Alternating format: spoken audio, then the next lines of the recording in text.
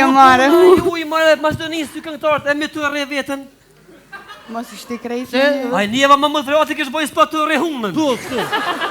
Ra, me zoti, po. Pse të rinë edhe hajde, s'po vjen të në më po polici, private. Ja, bre, komandant. Kosh? O feshtë mirë kjo. Unë e silna më mirë, më bo polici, i respektoj më sa Ah, këta ka pëndreku të vërti, ku. Si shkan, komandant? Ku është të shkani? Ja, që është e gatë, ke rrim pëndreku mirë, s'ka e gatë.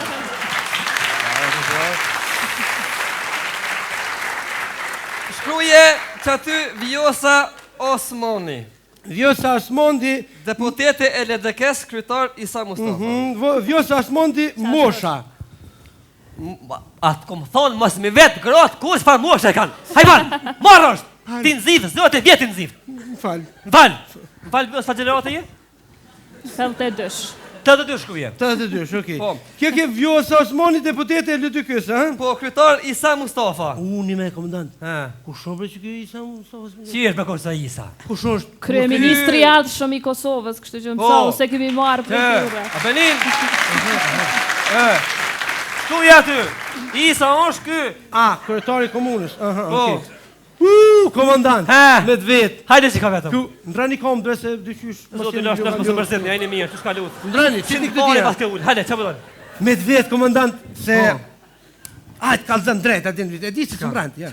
Kosh, cili politikani i Kosovës pëlqen më? Ja, nuk hi politikën. Ja, mos më ngoshtas se sinj vallë. Unë spendrego se kam me vetë, mos më shtin. Po e di që sin politika, son sin politike krejt, po tash po kam qef me ditë. Pasha zotë i çortë të bibje balidën, ai më në mirë. Mirë, faleminderit. Jo si Vjosa këtu. Jo po si është. Po më jo si Vjosa këtu, se uçi kemi ndëraj.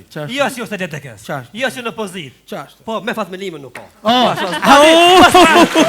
mirë kes, sotën e mirë vosi. Si më pas vjen. Hajde të vjen.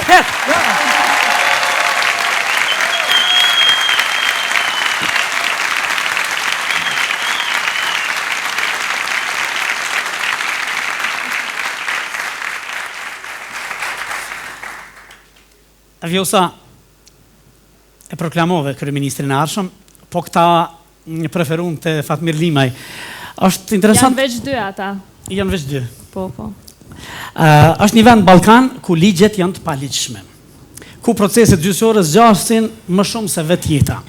A keni menduar ndonjëherë si juriste që jeni, edhe si grup politik në Kosovë, që drejtësia në Kosovë më në fund do të rregullohet? A keni ofru ndonjë model si opozita, apo prisni vetëm kur vinin pushtet bëni diçka në të drejtim? Në fakt edhe sa kemi qenë në qeveri, ju e dini Ministria e Drejtësisë është udhëheq nga zonja e nderuar Nekibe Kelmende, e cila fatkeqësisht nuk është më me ne, por ka dhënë një kontribut të jashtëzakonshëm në përforcimin e sundimit të ligjit në Kosovë. Edhe pse gjyqësia e prokuroria nuk janë domosdoshmërisht në kompetencat Ministrisë Drejtësisë, është bën një reformë me qenë se të gjithë gjyqtarët edhe prokurorët në atë kohë kanë pas nevojë me him një farë procesit të skenimit, do të thotë që të shihet kush është i përshtatshëm për punë dhe kush i plotson kriteret. Mirë, po ajo çka i mungon sot vërtet gjyqësisë është inkuadrimi i gjeneratave të reja. Dhe këtu duhet punojmë të gjithë, sepse ju e keni pa që ka shumë donatorë në Kosovë, mirë po shumica e donacioneve shkojnë në kapacitetet ekzistuese, kështu që insistimi im është që donacionet të shkojnë në fakultetin juridik, që të prodhojmë kuadrat mirë, që në momentin që ata ta përfundojnë fakultetin të jenë të gatshëm që të kontribojnë në gjyqësor. Dhe dyta, ju e dini që virusi më i keq është virusi i korrupsionit, ai virus ka hyrë tashmë në gjyqësinë kosovare dhe ka ndërhyrje të jashtëzakonshme politike, dhe ajo e krijon këtë lëngimin që e thatë ju më herët. Po ne vetëm po lëngojmë, po flasim, po trumbetojmë për të gjitha këto. Gjyqësori i pavarur. Po ky gjykatësi, a do të plotësojë një normë, a kontrollon dikush? Ne s'kemi mendoj normim në këtë drejtim. Dhe lëndët grumbullohen, vitin e parë thojnë 100.000, pastaj 200.000, pastaj 300.000. Në anën tjetër, kjo pavarësi, a do të jetë krejtë ndarë nga shteti? Nëse do të jetë krejtë ndarë nga shteti, kush do të kontrolloj këtë, megjithatë këtë pavarësi? Kjo pavarësi po shndrohet në një lloj pavarësie individuale. Jo nga shteti, nuk thash ndarë nga shteti, por duhet domosdoshmërisht të jetë ndarë nga qeveria, kështu është në çdo vend demokratik. Ne kemi Këshillin Gjyqësor të Kosovës, që është një organ i pavarur i cili kontrollon veprimet e gjyqtarëve, pastaj Këshilli Prokurorial që kontrollon veprimet e prokurorëve. Në momentin që një gjyqtar korruptohet apo vepron në mënyrë jo etike, i takon këshillit gjyqësor si organ i pavarur, po them prap, që të filloj masa disiplinore deri tek fillimi i hetimeve nga ana e prokurorisë. Fatkeqësisht rastet e tilla kanë qenë shumë të rralla, unë po e them kjo ndodh kryesisht për shkak të ndërhyrjes politike që e bën qeveria në gjyqësor. Nëse ajo nuk do të ekzistonte, atëherë gjyqtarët do ta kishin shumë më të lehtë që të punonin. Po ju keni drejt sepse vërtet kjo varet edhe nga integriteti personal i secilit person. Nëse dikush pranon të shkojë ta kryejë punën e gjyqtarit, duhet ta di që mos të bëj pre asnjë kërcënimi dhe duhet ta çojë detyrën e vet deri në fund vetëm në përputhje me ligjet e kushtetutën e jo mbas të asaj çka i thojnë telefonatat prej qeverisë. Afrodita, në jetën tuaj, në punën tuaj, se ju jeni realisht biznesmene, a ju ka penguar diçka gjyqësori, gjyqësia në Kosovë për shkak të shtyrjes afatave, apo neglizhencës, apo? Në realitet nuk kemi pas ndonjë problem konkret, se janë probleme që ballafaqohesh në çdo sferë në jetë. Privatisht ndoshta kam pas një problem në komunikacion që më ballafaqu në gjyqësi, edhe në fakt gjykatja femër ka qenë shumë korrekte dhe profesionale.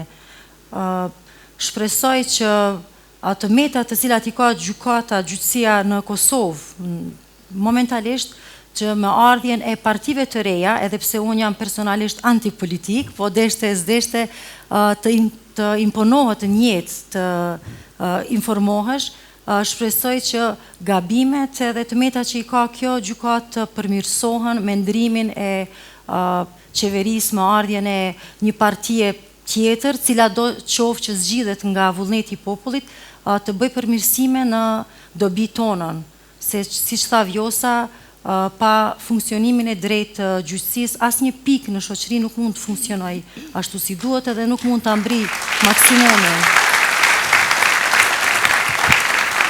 Që ta e more me veti, si duket tha partitë e reja, po ju prit ka me arë në pushtet. Jo, është vërtet mirë që çdo shoqëri të ketë edhe njerëz që nuk janë të inkuadruar. Unë mendoj që Afrodita e bën një punë shkëlqyeshme në profesionin e saj dhe kështu e jap kontributin e vet për shoqëri. Mirë, po natyrisht që ne jem krahapur për kuadra të tillë, cilët janë shembull për gjeneratat e reja dhe ka çka t'i jap Kosovës edhe ta shëtutje. Po është kuptohet vendimi i saj se çka vendosën tani. Vjosa Osmani, jo hezituese, plot vetë besim në jetë. Po apo jo? Absolutisht po. E ashpër, po apo jo? Vetëm ndaj PDK-s. Këtë njerin me cilin po sa jeni martuar, ku e gjete? Në parlament jo? Apo të gjetja i ty? Në fakt në ndërtesë parlamentit. Ndërtesë parlamentit. Sillet e pështillet që aty diçka.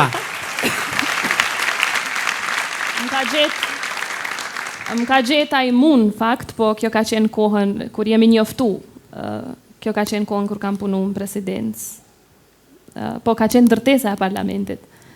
Jetë gjatë e të lumturisht e knasi që ju kisha mysafire këtu në Shumë faleminderit. E masi, fërki e martue, do të shkonte një kongë, dhe atë kongë do të në sjell Korab Shaqiri. Faleminderit.